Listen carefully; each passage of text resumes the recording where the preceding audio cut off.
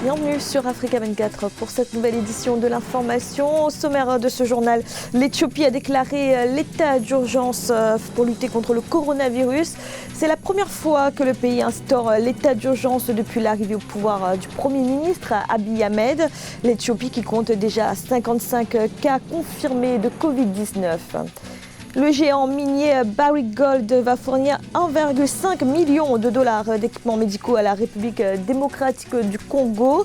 Un programme de soutien destiné à aider le pays dans le contexte de crise sanitaire liée à la pandémie de coronavirus.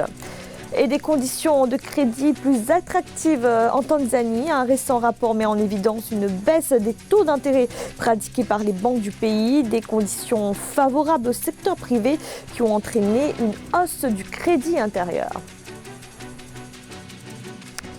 L'Éthiopie est donc sous état d'urgence depuis ce mercredi. L'état d'urgence justifié par le gouvernement par l'aggravation de la pandémie de coronavirus. Cette décision devrait notamment entraîner une hausse des opérations sécuritaires.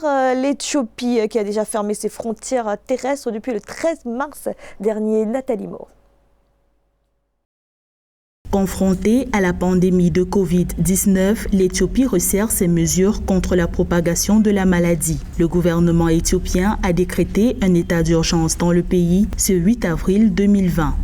Avec 55 cas de coronavirus recensés et 2 décès, l'Éthiopie, qui a jusqu'ici effectué peu de tests, mise sur cette mesure pour protéger sa population de 100 millions d'habitants. Parce que la pandémie de coronavirus s'aggrave, le gouvernement éthiopien a décidé de déclarer l'état d'urgence en vertu de l'article 93 de la Constitution. J'appelle tout le monde à se mettre en ligne avec les organismes gouvernementaux et autres qui tentent de surmonter ce problème. Pour veiller au respect de l'état d'urgence en vigueur, l'Éthiopie envisage des poursuites juridiques contre les contrevenants. Selon la constitution éthiopienne, le Conseil des ministres a tous les pouvoirs et peut suspendre certains droits politiques et démocratiques des citoyens. Des dispositions censées faciliter la collaboration entre le gouvernement fédéral et les États régionaux dans la prise des décisions.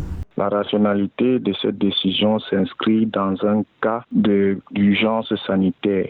Sauf que la rationalité de cette décision viendra neutraliser la rationalité même ou la volonté des opposants qui déjà avec une sorte d'ambition politique. C'est la première fois depuis l'avènement au pouvoir d'Abiy Ahmed que l'Éthiopie est mise sous état d'urgence. Jusqu'ici, les autorités ont rejeté l'idée d'un confinement total du pays en raison de son impact socio-économique sur les populations. Et au Botswana, l'ensemble des députés sont en quarantaine, mesure prise après qu'un agent de santé qui travaillait au Parlement a été déclaré positif au Covid-19. Et cela concerne également le président de la République, Mokgweetsi Masisi, contraint d'y retourner une nouvelle fois après avoir déjà été placé en isolement le mois dernier. Le Botswana en confinement depuis le 28 mars et qui a annoncé ce jeudi 7 nouveaux cas de coronavirus. La lutte contre la pandémie en République démocratique du Congo qui bénéficie du soutien de la compagnie minière Barrick Gold, un soutien à hauteur de 1,5 million de dollars. L'entreprise qui gère le site aurifère de Kibali va notamment fournir des équipements médicaux au pays. Nelly Cladebessa. Un programme de soutien détaillé en faveur du combat contre le Covid-19 en République démocratique du Congo. C'est ce qu'a annoncé la compagnie minière Barrick Gold, active dans le pays dans le cadre de la synergie d'action pour aider le pays face à la crise sanitaire. Financé à hauteur de 1,5 million de dollars, le programme comprend la fourniture d'équipements médicaux essentiels au niveau national, provincial et local. La RDC a beaucoup souffert de l'épidémie d'Ebola. Le coup de pouce de 1,5 million de dollars que Barrick Gold Corporation a annoncé fait suite à l'appel à la solidarité lancé par le président Tshisekedi le 25 mars dernier, lorsqu'il a souhaité que les opérateurs économiques et toutes les âmes de bonne volonté contribuent à renflouer un fonds national de solidarité contre le Covid-19. Dans le site minier de Kibali, l'entreprise minière a déjà mis en place un certain nombre de mesures pour assurer la poursuite des activités et protéger les travailleurs et leurs familles. Les agents de santé de l'entreprise, qui ont déjà l'expérience du traitement d'infections mortelles comme Ebola, sont à pied d'œuvre pour gérer la situation. C'est une entreprise qui a une tradition d'intervention dans le cadre des projets à caractère sociaux. Les équipes de santé des grandes entreprises comme Kibali Gold Mines sont déjà très aguerries pour intervenir et il me semble que ce don qui va surtout être fait de matériel médical et d'équipements médicaux est bienvenu. Pour les autorités de la compagnie Barrick Gold Corporation, la crise sanitaire actuelle exige une réponse nationale de la part de tous ceux qui ont à cœur les intérêts de la République démocratique du Congo.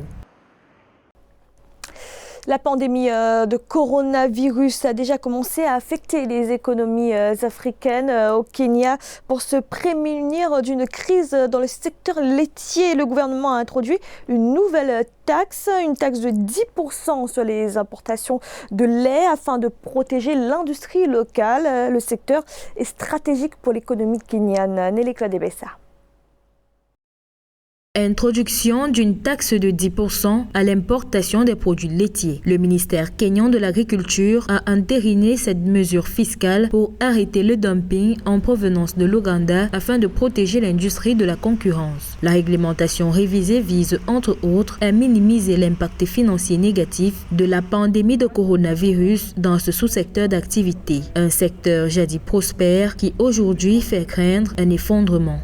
Cette mesure de 10% sur les importations de lait n'est pas une mesure circonstancielle. C'est une vieille mesure qui vise à combattre le non-respect des règles d'origine par les pays voisins comme l'Ouganda, qui vise à sécuriser le secteur laitier national, à augmenter la compétitivité de la productivité du lait au Kenya. Le gouvernement prévoit également d'introduire un contrôle des prix pour protéger les agriculteurs de l'exploitation par les transformateurs. Désormais, les prix d'un litre de lait cru varient entre 1 et 36 shillings contre 35 shillings pour protéger les agriculteurs des effets de la pandémie de Covid-19.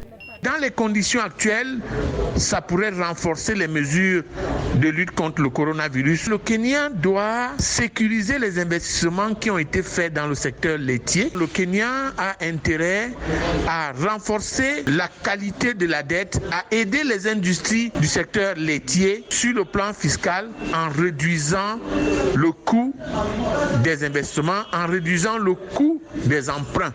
Principal producteur de lait en Afrique de l'Est, le Kenya avait signé en janvier 2020 un accord d'investissement de 112,3 millions de shillings avec le gouvernement irlandais pour renforcer son industrie laitière.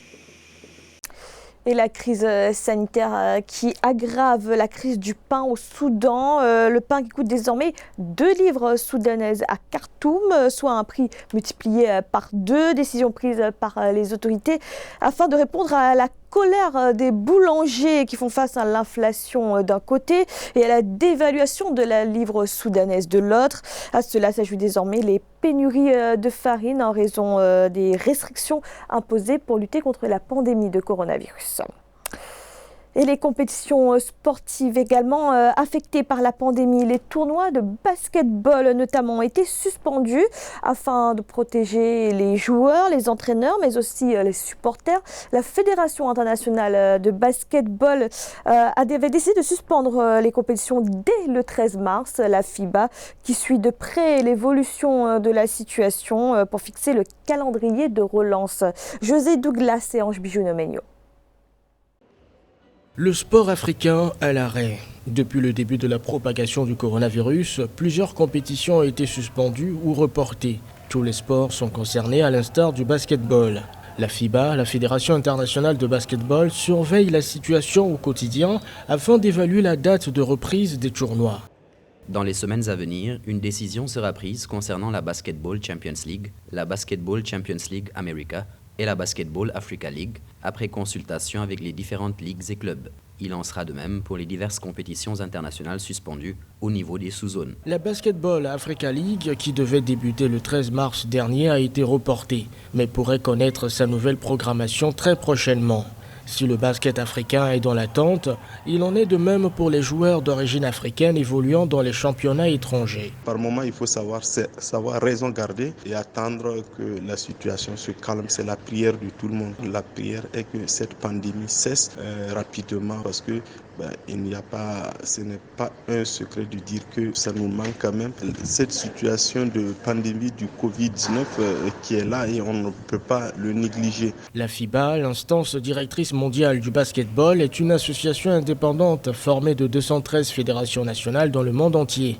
Elle est reconnue comme la seule autorité compétente en matière de basketball par le Comité international olympique. Dans le reste de l'actualité, une forte croissance du crédit intérieur observée en Tanzanie, une croissance qui s'expliquerait par les taux d'intérêt de plus en plus bas pratiqués par les banques, des conditions attractives pour les entreprises privées, les secteurs de la construction, de l'agriculture et des transports notamment en ont particulièrement profité. Nathalie Mo. Les taux d'intérêt pratiqués par les banques commerciales ont connu une tendance à la baisse en Tanzanie. Un récent rapport de la Banque de Tanzanie indique que le taux global de prêt s'est réduit à 16,79% en moyenne en janvier 2020 contre 17,23% en janvier 2019. La baisse des taux a incité à l'augmentation du crédit intérieur. La croissance annuelle de ce segment s'est appréciée à 6,6% en janvier 2020 contre 6,3% à la même période en 2019. Les taux d'intérêt ont un lien direct avec l'orientation des crédits. Donc ici, la baisse des taux d'intérêt augmente la disponibilité monétaire auprès des entreprises ou alors des acteurs économiques dans la mesure où l'argent deviendrait moins cher. Et qui dit argent moins cher dit facilité d'obtention de crédit et il s'agit surtout là d'une politique monétaire expansionniste. Cette évolution s'explique par l'augmentation des fonds prêtables résultant d'une politique monétaire accommodante soutenue, de l'expansion de diverses activités économiques et des mesures mises en œuvre par le gouvernement pour améliorer l'environnement des affaires. Le secteur privé tanzanien a ainsi capté 47,5% des prêts en janvier 2020. Ce qu'il est important de signaler, c'est qu'il est nécessaire que cette baisse de taux d'intérêt ou alors cet accroissement des crédits puisse servir à financer des investissements qui s'appuieraient sur des capacités produites localement pour éviter une détérioration des termes de l'échange. Au cours de la période de référence, la croissance du crédit a été importante dans le bâtiment et la construction, l'agriculture, les transports et les communications en Tanzanie. Il convient de noter que le crédit aux activités manufacturières a enregistré un redressement, soit une croissance de 3,1% par rapport à une contraction de 0,8% en décembre 2019. C'était le journal de la rédaction. Merci de l'avoir suivi. Retrouvez dans un instant une nouvelle édition de l'information.